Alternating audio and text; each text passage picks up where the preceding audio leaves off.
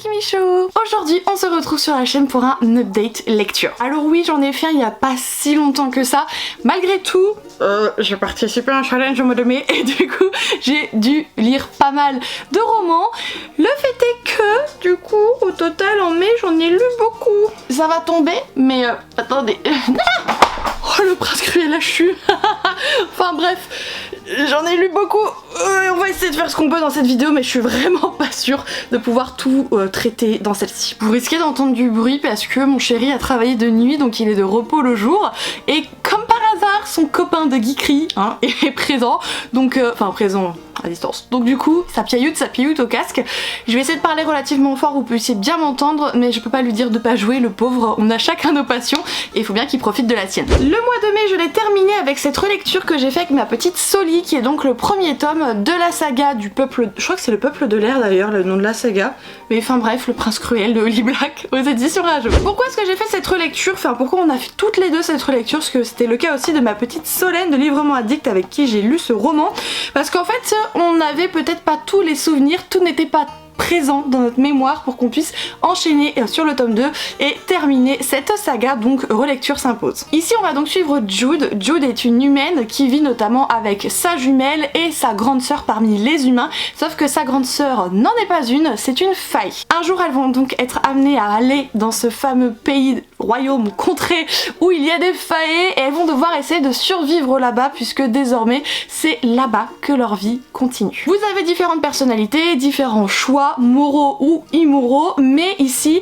Jude elle veut vraiment essayer de s'en sortir coûte que coûte dans cet univers et elle sait qu'elle est douée pour une chose, c'est le combat, donc elle se dit finalement je veux être acceptée ici avec ce talent et elle va tout faire pour. Sauf que malheureusement il y a un camarade de classe qui est le prince Cardan, donc qui dit prince dit fils d'un roi, dit quelqu'un d'important qui peut avoir une pastèque comme ça, un niveau d'arrogance aussi comme ça, enfin il est très néfaste et toxique ce prince et comme par hasard il a décidé qu'il en avait après Jude et un petit peu sa sœur aussi au passage. Voilà pour le pitch, on essaye simplement de suivre la vie de ces demoiselles dans ce nouveau royaume tant bien que mal en tant qu'humaine parce que quand on est des humains on est des moins que rien aux yeux des faillés et ça c'est indéniable. Ah que dire par rapport à ma première lecture je confirme totalement le fait que c'est très dur de s'imprégner de Jude et de vivre l'histoire avec elle. Elle est très différente, elle est spéciale, elle est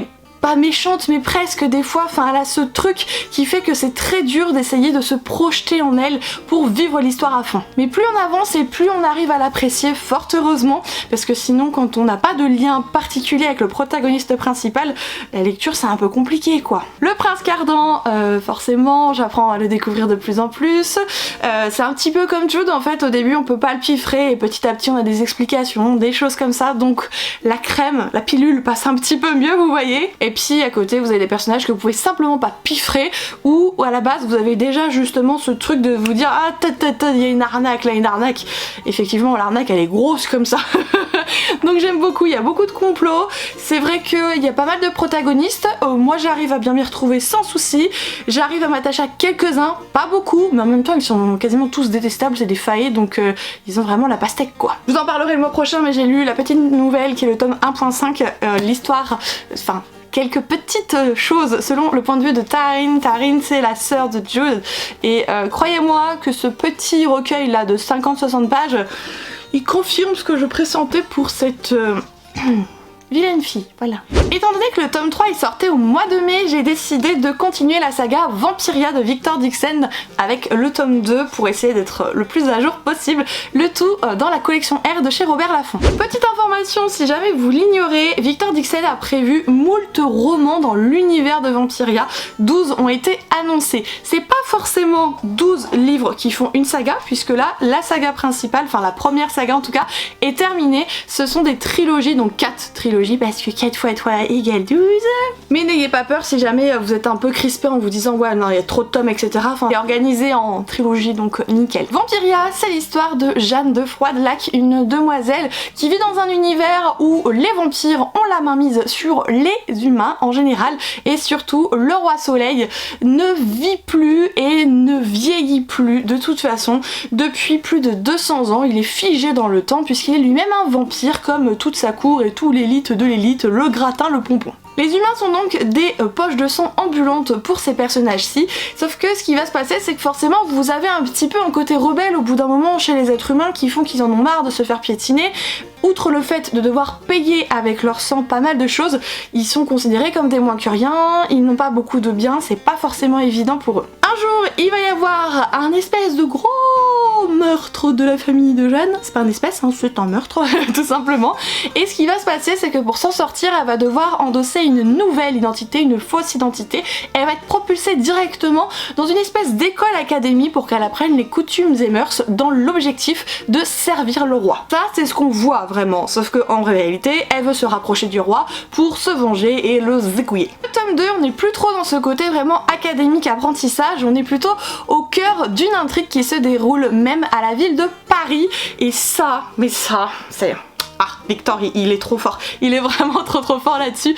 On s'y retrouve avec ce qu'on connaît de la ville. Et en même temps, il a su transformer tellement de choses et modifier des noms justement de bâtiments pour que ça colle à l'univers vampirique ici. Mais à chaque fois, j'étais là, je dis mais il est trop fort, c'est pas possible. Ce tome 2, j'ai trouvé très intéressant, avec une quête un petit peu différente, mais qui pour autant a su totalement me captiver. Il y a un nouveau vampire qui apparaît ici, un vampire un peu punk avec une crête et tout, mais c'est trop bien.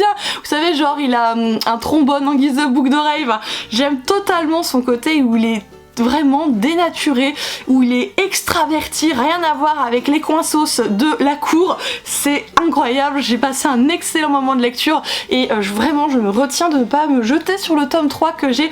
Alors je n'ai pas acquis, c'est mon chéri qui me l'a offert, mais il est dans ma palle maintenant. J'ai pas de choses négatives à vous dire. Je peux que vous dire de y aller, de craquer et de lire. C'est mes premiers Victor Dixon, alors j'en ai d'autres de lui dans ma palle, mais si tout est aussi qualitatif, avec une telle imagination, enfin waouh. Je signe pour tous ces romans à venir et tout se passer. Je vous propose donc de recouper un petit peu tout ça avec un jeunesse. J'ai lu le tome 2 d'une duologie, donc ça y est, c'est terminé. C'est donc le tome 2 de Violette Hurlevent. Il s'intitule Les fantômes du jardin. C'est donc de Paul Martin et JB Bourgeois aux éditions Sarbacane. J'ai lu le tome 1 il y a très longtemps, enfin... La fille elle lit depuis bientôt 3 ans et elle dit qu'elle a lu le tome 1 il y a très longtemps. Enfin bref, on se sait, vous et moi. Et le fait est que j'avais adoré le tome 1 en fait, et que j'avais même rencontré l'auteur et le dessinateur, puisqu'ils sont deux et chacun a un rôle précis dans l'histoire, en tout cas dans la duologie. Et ce moment avec eux était incroyable, j'avais tellement rigolé, ils étaient vraiment géniaux. Et justement je leur disais que vu la fin du tome 1, flûte crottésute, j'aurais bien voulu autre chose et tout. Et ils m'avaient dit à l'époque les deux comme quoi que bah il est fort possible qu'une suite arrive, et la suite est arrivée et je suis trop contente. Alors en fait je ne savais même pas qu'elle était arrivée, j'ai découvert par le plus grand des hasards et je me suis jetée dessus. On est donc amené à suivre Violette Hurlevent, une petite fille qui a quelques petits soucis de famille, et en fait quand elle va être dans une certaine maison, elle va pouvoir aller se rendre dans un jardin secret, et dans ce jardin secret les animaux parlent, les objets peuvent parler, elle a un rôle précis de sauver le jardin parce qu'il peut y avoir une tempête qui arrive, des choses comme ça. Le fait est que c'est très intéressant, hyper immersif, ça a un côté un peu... alors moi j'ai lu ça il y a très longtemps, je pense pas que vous connaissiez, ça s'appelle Millie et la petite clé.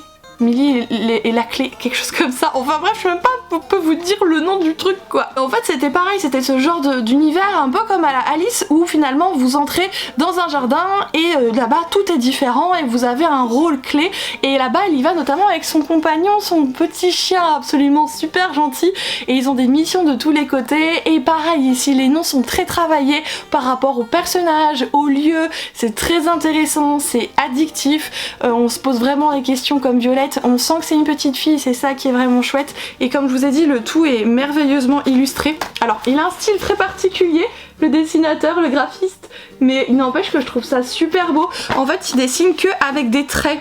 Des traits. Qu'est-ce que je peux vous montrer encore, hein, une belle petite chose.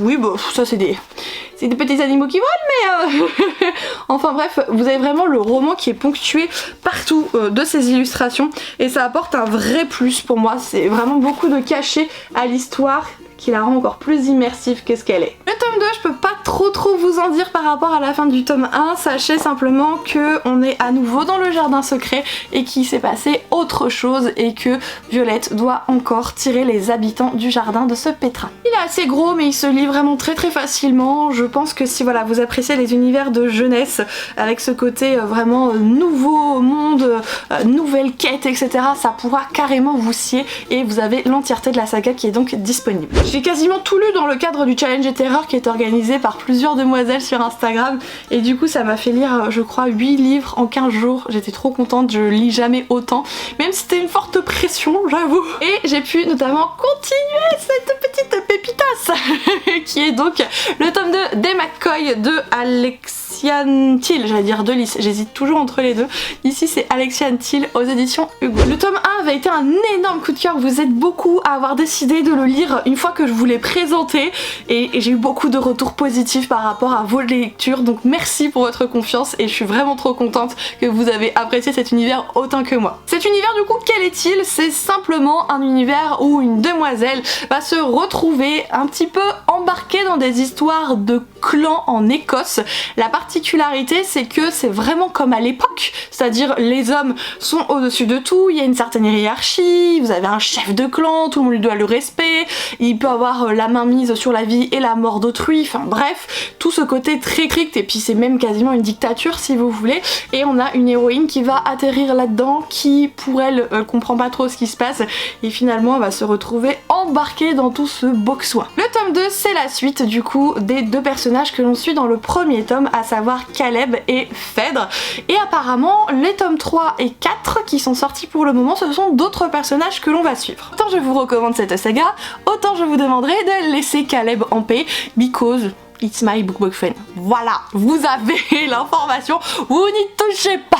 Forcément je peux pas trop vous dire quelque chose de plus en termes de résumé et d'histoire. Pour ce tome 2 c'est tout aussi immersif, c'est tout aussi Caleb, c'est tout aussi... Enfin, il y a tellement de choses, tellement de complots, parce qu'il y a eu beaucoup de révélations à la fin du tome 1 et suite à ça, vraiment l'histoire prend un autre tournant et il y a des trahisons et des disgrâces et mon dieu, j'étais totalement dedans. Je me suis retenue de pas me ruer sur la suite puisque je ne pouvais pas caser le tome 3 pour le challenge de terreur à ce moment précis, mais mama, ça c'est pépitas franchement. Bon, vous avez un petit peu les poils qui deviennent hirsutes parce que la place de la femme, le genre de choses, comment on traite l'être humain, etc. Voilà, on va fermer le bouche parce que sinon on va dire des grossièretés sur internet, mais à part ce détail qui fait partie intégrante dans l'univers, franchement c'est tellement bien, moi je recommande ça à 200%. J'ai aussi découvert une nouvelle saga récemment, parce que oui, j'ai dit que j'avançais dans mes sagas en cours et moi je commence des nouvelles sagas. Enfin bref, on ne dit rien s'il vous plaît. J'ai commencé une nouvelle autrice, du coup je ne la connaissais pas et il fallait bien que je découvre Jennifer Lerman-Trout, donc ici avec le premier tome de la saga Covenant aux éditions J'ai lu, comme toutes ces sagas d'ailleurs je crois. Enfin non, pas la dernière qui est chez De Saxus, c'est vrai. Ici on suit donc Alex alias Alexandria, mais Alex c'est très bien, c'est comme moi, je m'appelle Kimberley, mais Kim et Kimi c'est très bien. Qui est donc une sans-mêlée. On vit dans un univers où la mythologie grecque a été réinventée et réappropriée pour l'histoire.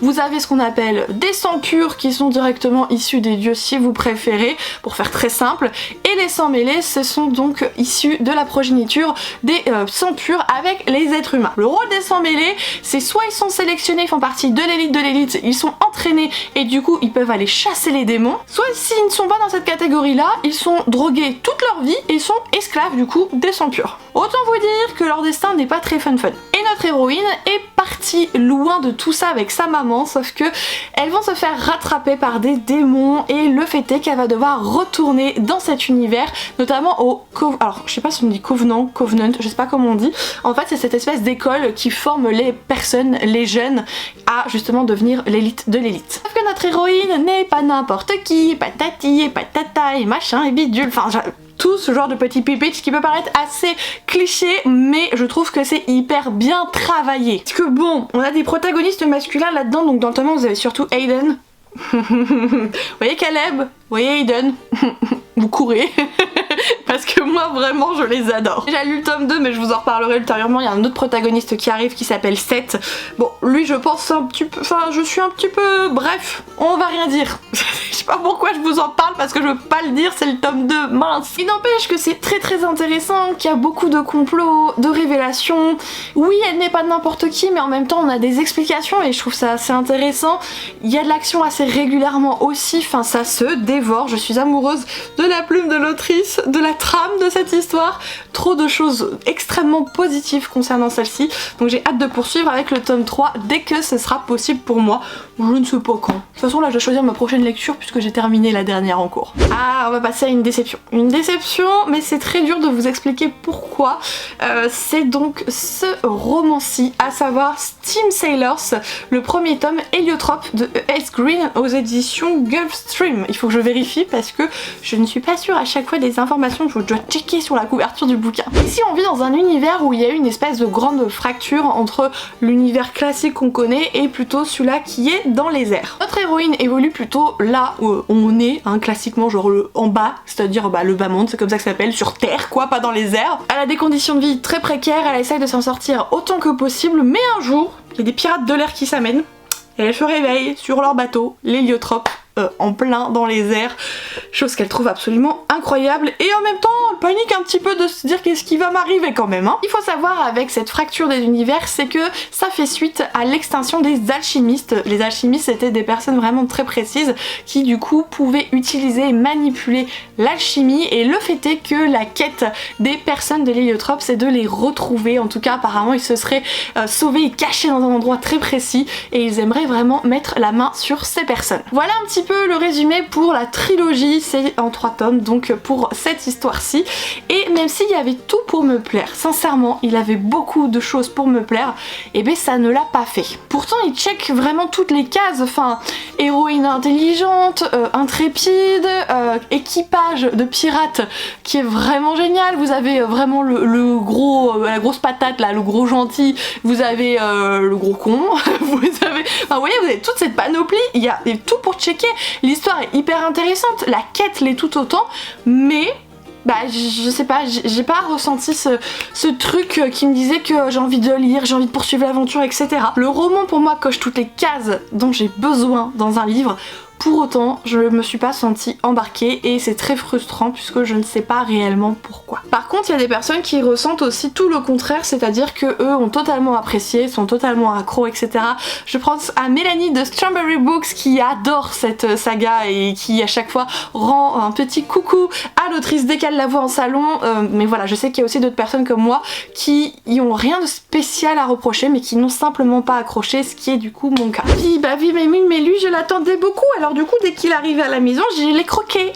C'est donc le premier tome d'Hadès et Perséphone, A Touch of Darkness de Scarlett Sinclair aux éditions Hugo dans leur collection New Romance. J'étais assez étonnée, je pensais qu'ils allaient peut-être le mettre dans Stardust mais finalement ils l'ont mis en New Romance. Et très simplement ici on est sur une réécriture de la mythologie grecque entre Hadès et Perséphone dans un univers très moderne et contemporain où Hadès grosso modo outre son côté enfer, dieu et compagnie, il possède des boîtes de nuit et il fait notamment des paris avec les êtres humains, et à côté vous avez Perséphone qui est la déesse du printemps mais qui n'arrive pas à faire fleurir n'importe quel végétaux. Dès qu'elle touche quelque chose de vivant, il meurt grosso modo, pas un être humain, hein, vraiment des plantes et compagnie. Elle va se retrouver un jour dans cette fameuse boîte de nuit à faire un pari avec Hadès, pari qu'elle va perdre et en conséquence de quoi elle va devoir remplir une mission durant un temps imparti. Ça c'est l'histoire. À côté de ça, il faut savoir que l'histoire pour moi reste minime dans le sens où ce qui est vraiment central, c'est la romance entre les deux personnages, c'est leur alchimie, leur affection, leur partie de jambouinette en l'air aussi, hein, parce que il faut savoir qu'il y a beaucoup de choses très... ouais, on est sur des petites cochonneries au début, puis ça évolue de plus en plus, c'est vraiment ce qu'on classifie comme un roman smut. Alors moi je ne connaissais pas ce terme jusqu'à présent, parce que je suis pure et innocente, bien sûr, hein, la fille enceinte est pure et innocente, mais elle est tombée enceinte par la Vierge Marie, tout simplement. Passons sur les conneries que je vous raconte. Et voilà, il faut savoir un petit peu dans quoi on s'embarque avec cette histoire. Si vous voulez de la romance, si pour vous c'est un truc qui est essentiel et que vous avez besoin, oui, de toute façon, hein, c'est dans cette collection, ce n'est pas pour rien. Mais si à côté de ça, vous voulez une histoire très développée, une mythologie développée, etc., passez votre chemin parce que clairement, ce n'est pas la chose qui est clé dans cette histoire. La chose qui est clé, faites genre vous avez compris. Merci. Est-ce que pour autant je l'ai apprécié?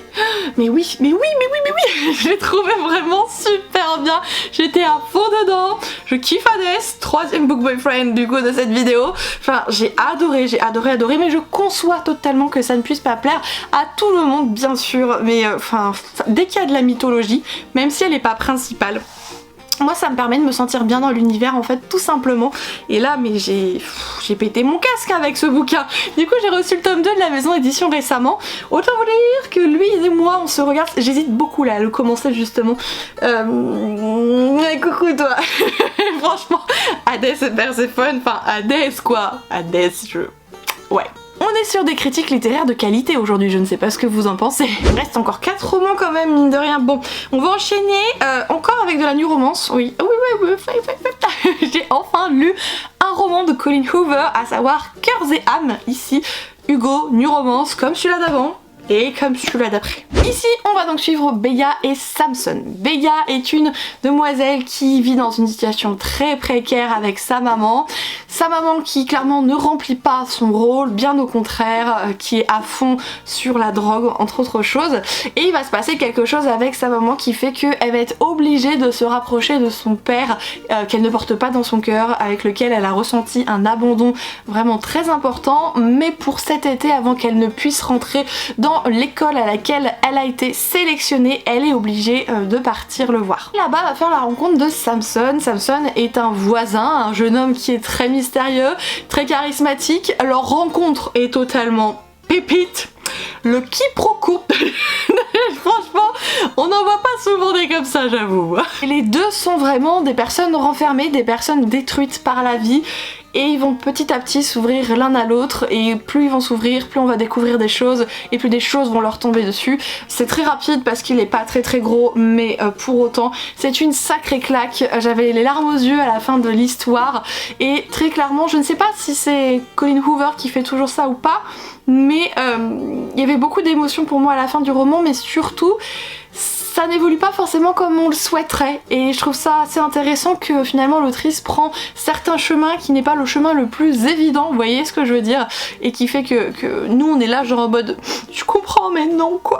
Pour sûr, grâce à ce livre, je peux vous dire que je lirai d'autres Colleen Hoover parce qu'il m'a beaucoup touchée. Après, dans toutes les romances que j'ai pu lire jusqu'à présent, il fait partie des très bonnes, mais pas des meilleures que j'ai lues. Par exemple, celle que je vais vous montrer juste après, je pense la mettre quand même un cran au-dessus, mais en même temps, j'ai une bonne excuse. Parce que la romance en question, c'est quand même London and Shay quoi, de Brittany C. Cherry. Donc comme je vous ai dit, toujours même maison édition et même collection. Je sais que je suis très sensible à la plume de cette autrice américaine, Colleen Hoover tout autant, je peux vous dire, c'est vrai. Après, j'avais déjà un amour inconditionnel pour Eleanor and Gray, et London and Shay est une duologie spin-off de Eleanor and Gray, et du coup, je pense que j'avais déjà ce petit truc de me dire que j'allais kiffer, et je partais déjà avec ce bagage de base, chose que je n'avais pas avec l'autre roman. Ici on est sur une histoire d'amour issue d'un pari stupide, essayer de faire en sorte que l'un ou l'autre tombe amoureux le premier de l'un ou l'autre jusqu'à la fin de l'année. Sauf que voilà, on a London, c'est le genre de mec qui n'aime personne, qui est totalement détruit, et pourtant qui est genre la personne appréciée de tous, qui fait partie de l'élite de l'école, des mecs les plus sociables où tout le monde va le voir, etc. Et il renferme quelque part beaucoup de peine et beaucoup de souffrance, ce jeune homme. Et Shay a aussi son lot de soucis, et pour autant Shay a cette capacité de réussir à franchir les barrières qu'avait posées London, alors que les deux se détestent depuis des années et des années. C'est vraiment le chat et la souris, donc ce pari paraît totalement ridicule aux yeux de leurs amis, et pourtant je peux vous dire que j'ai déjà très envie d'acheter le tome 2, mais je veux acheter tellement de choses que du coup c'est un petit peu compliqué, voilà. Et franchement, toute la saga là, Eleanor and Gray, London and Shay, que c'est beau, je trouve que Eleanor and Gray était plus poignant. J'ai fini mais en larmes sur Eleanor and Gray, mais en larmes. J'étais pas dans le même état, mais j'ai été tout aussi touchée et bouleversée. C'est même si c'est pas vraiment le terme, c'est un petit peu plus tragique, on va dire ici, que dans l'autre roman. Et je trouve ça malgré tout toujours aussi beau alors que c'est quelque chose de très déchirant. J'ai aussi terminé une saga en mai, ça c'est plutôt chouette. Il s'agit du coup de la carte des confins, ici le tome 2 de Marie Réplin aux éditions Pocket Jeunesse. Je vous le dis à chaque fois, je pense que vous êtes au courant, Marie Réplin elle est connue aussi sous le pseudo Muffin & Books sur les réseaux sociaux. Et en plus de parler de livres sur internet, elle est elle-même libraire dans un Cultura, autant vous dire qu'elle baigne vraiment dans l'univers de l'imaginaire, l'écriture, le roman en général, etc. Ici ensuite donc Cally et Blake. Blake est pirate, capitaine même d'un super bateau avec une super réputation, et Blake elle est une petite voleuse qui vend des choses et d'autres pour s'en sortir.